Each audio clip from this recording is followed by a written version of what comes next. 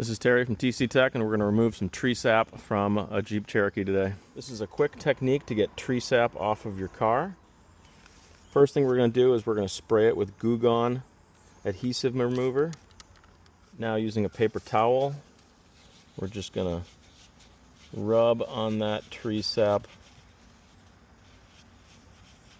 and that Goo Gone will break it down and remove it from the car. Use a generous amount of the Goo Gone and just keep rubbing it until all that tree sap is dissolved into the paper towel. Once you've got the sap off, try and mop up as much of that Goo Gone as you can.